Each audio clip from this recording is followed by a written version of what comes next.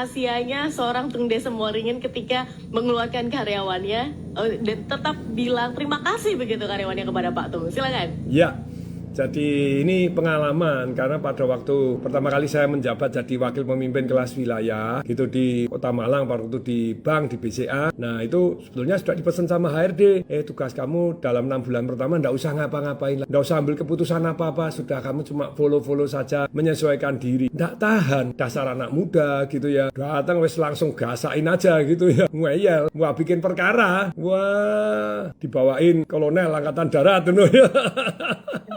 Dilemparin batu rumahnya, waduh, jantung tenan. Betul sekali, jadi kalau mengeluarkan orang, itu masalahnya cuma dua, kita takut merugikan kita, kemudian takut merugikan yang bersangkutan juga, kita tidak tega perasaannya itu. Nah, sekarang begini, jadi ada prinsip-prinsip bagaimana mengeluarkan karyawan, jadi istilahnya kan gini toh, di dalam mengelola itu kan nomor satunya rekrut yang peace. Peace itu apa sih? Yang punya passion, yang punya integritas, dan punya skill. Dan yang nomor duanya, keluarkan yang tidak peace, yang tidak membuat kita peace, PIS, tidak membuat kita damai. Nah, peace itu sama, tidak punya passion, tidak punya integritas, tidak punya skill. Nah ini hal-hal yang penting untuk kita perhatikan. Jadi prinsipnya kan kita merekrut yang peace, mengeluarkan yang tidak peace. Tidak punya passion, tidak punya integritas, tidak punya skill. Kalau tidak punya passion, kita bisa latih. Kalau tidak punya skill, bisa kita latih. Kalau tidak punya passion, kita bisa kasih reward and punishment supaya orang punya passion, gitu ya. Bisa dikasih kompetisi, dikasih suasana kerja yang menyenangkan. Ya. Tapi kalau tidak punya integritas, repot. Nah gitu. Tapi kalau memang sudah tidak punya peace, ya harus dikeluarkan. Prinsipnya Jack Welch dalam mengelola General Electric dari perusahaan ranking sekian jadi nomor satu di dunia, itu General Electric. Anak-anak perusahaannya kan banyak sekali. Sama, keluarkan. Dia begitu di atas, langsung keluarkan. Nah dulu saya juga pegang, keluarkan itu prinsipnya apa sih? Perhatikan ini, keras kepala, hati yang lembut. Itu prinsipnya. Pegang prinsip, disampaikan dengan cara yang baik. Kalau Anda mau mengeluarkan orang, itu prinsipnya apa? Yang diomong yang baik, sudah bukan yang salahnya dia. Lupa kalau tidak tahu salahnya dikeluarkan terus bagaimana? Nah, karena begini, kalau Anda masih ngomong salahnya, itu adalah bagian proses dari pembinaan. Dikasih feedback supaya dia meningkatkan diri. Tapi pada waktu mengeluarkan, itu kita sudah tidak ngomong apa yang negatif dari dia lagi. Anymore gitu loh ya. Nah kan ada tantangan, makanya kalau saya sampaikan di anak-anak perusahaan saya, jangan cari surat peringatan seperti yang diatur oleh Disnaker. Lupa surat peringatan. Kalau kasih surat peringatan itu masih mau kita tingkatkan. Kalau orang cari surat peringatan di perusahaan itu gampang nggak perusahaan ngasih surat peringatan? Gampang toh. Diperintahkan nggak jalan kasih SP1 toh. Yeah. Dikasih target nggak mencapai SP2 toh. Dipindahkan ke tempat yang lain nggak mau SP3 toh. Kan sudah.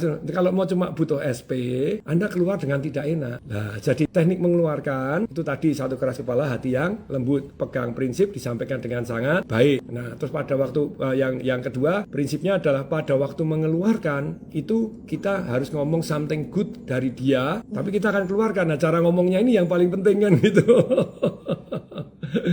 Nah, apa saja yang harus disiapkan sebelum mengeluarkan? Pesangon uang yang harus kita buat, oke? Tanda terimanya juga ada. Terus kemudian berikutnya apa? Tisu kalau dia nangis. Kemudian apalagi yang perlu kita siapkan? Kalau orangnya ini berbahaya karena hobinya ngancam. Dulu ada, zaman dulu ada satu orang itu Pak Satpam gitu ya, di SP3 sudah 3 kali. Nah, masuk SP3 ke-4 kali. Tapi orangnya kasihan juga, gajinya dipepet, tidak dinaikin, bonus tidak dikasihin. Di SP, tapi tidak pernah dikeluarkan, takut kalau mau mengeluarkan berarti di atas pisaunya itu kan taruhkan di atas meja, kamu menghapus istilahnya begini. Nah, bagaimana kita mengeluarkan? Ada good guy-nya, ada bad guy-nya. Jadi ini another prinsip gitu ya. Prinsip berikutnya ada good guy dan ada bad guy. Boleh nggak Anda menangkap good guy dan bad guy-nya sekaligus? Boleh, tapi Anda as good guy. Tapi kalau nggak, bad guy-nya ini sudah manajemen. Ini jadi manajemen ya, siapa Anda tahu, gelap, nggak usah disebut itu. Ini menurut si A harus keluarkan, saya keluarkan. Anda kambing hitam, nanti kasihan yang digitukan. Nah,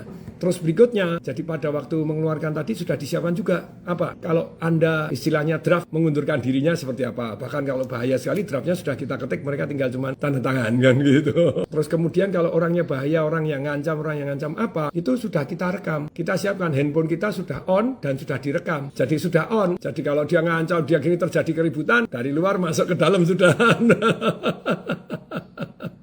Sesiap itu Pak Tung. Iya pengalaman. Saya kerja 6 bulan tuh saya mengeluarkan 11 orang. Wow.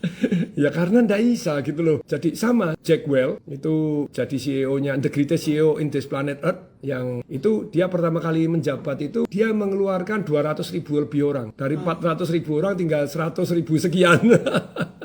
Sebenarnya dia punya prinsip ini, di dalam mengelola perusahaan itu 10% itu dia harusnya yang peace tadi, yang punya passion, punya integritas, punya skill, itu yang harus dipromosi atau bahkan dijadikan partner. 70% itu boleh ada, boleh enggak. 20% mestinya harusnya tidak ada di dalam satu perusahaan. Kalau perusahaan ada terus semuanya orangnya bagus semua, mestinya perusahaan Anda melejit hebat luar biasa tuh. Itu pun selalu ada yang mestinya tidak ada di dalam perusahaan. Nah, tapi kita itu tadi either takut atau kasihan gitu doang, cuma dua, takut atau kasihan, jadi kita tidak mengeluarkan.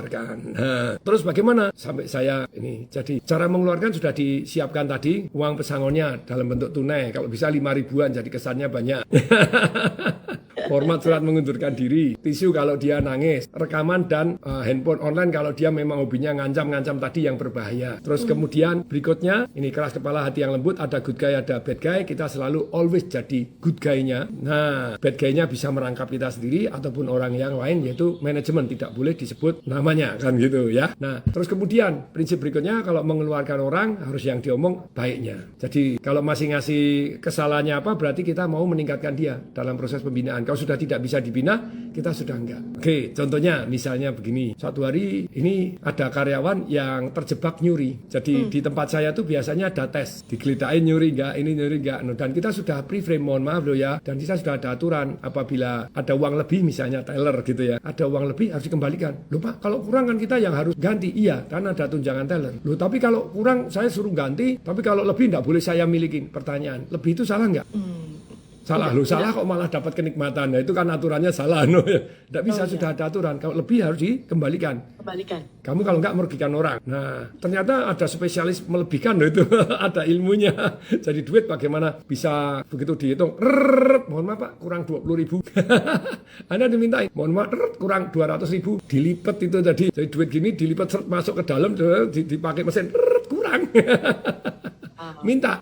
Wah, itu memang ada di tempat saya kayak gitu kan. Sudah dijelaskan, peraturannya jelas, dan kalau tidak jujur seperti itu ya tentu saja akan dikeluarkan kan gitu toh. Aturannya jelas. Nah, satu hari terkenal, Pak, ini karyawan ini biasa kurang terus sih Pak. Saya gini setor kurang nih, dapat saudara gini. Ya sudahlah, kita jebak. Tapi sebelumnya kan sudah di pre-frame, dikasih tahu. Nggak boleh loh ya, kita tahu jurus-jurusnya. Misalnya Anda setor duit, Kak Tasya duit lebih no. Lebih 40.000 no. Kok bisa dihitung?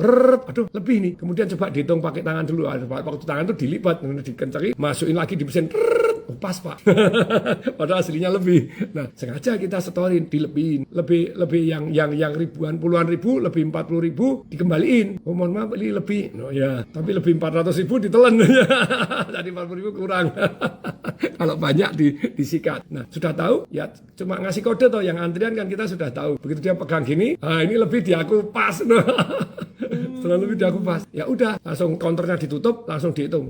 Tutup, langsung dihitung. Jadi belum sempat ngantongi, langsung dihitung. Terbukti lebih. Ya sudah, saya panggil. Pada panggil gini terus gimana? Counter dihentikan, antrian tellernya langsung dipanggil, antrian dipindahkan, terus kemudian kita keluarkan. Nah, kalau keluarkan gitu Anda ngomong, Anda terbukti salah gini, nyuri gini, lebih gini. Enggak, sudah enggak. Kalau saya sudah enggak. Dia sudah kerasa kok, tahu di stop dong ada lebih, dia sudah tahu kerasa. Panggil, ngomongnya yang baik, cuma ngomong baik doang. Gini loh ya, gimana jadi basa-basi dulu kan itu ya. Basa-basi. Oh iya Pak, oh Pak, mohon maaf Pak, gini. Ya, saya tahu, dia sudah tahu kalau dia salah gitu. Mohon maaf Pak, gini.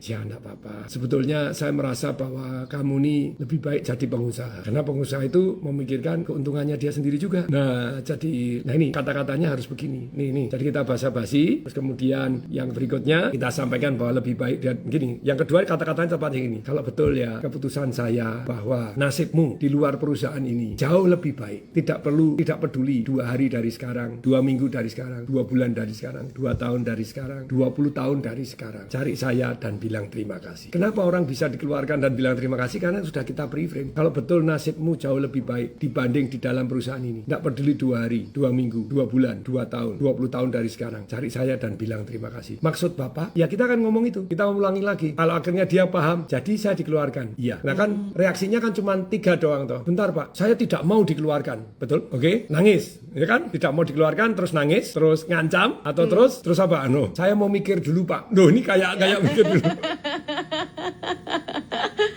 Audio Jungle.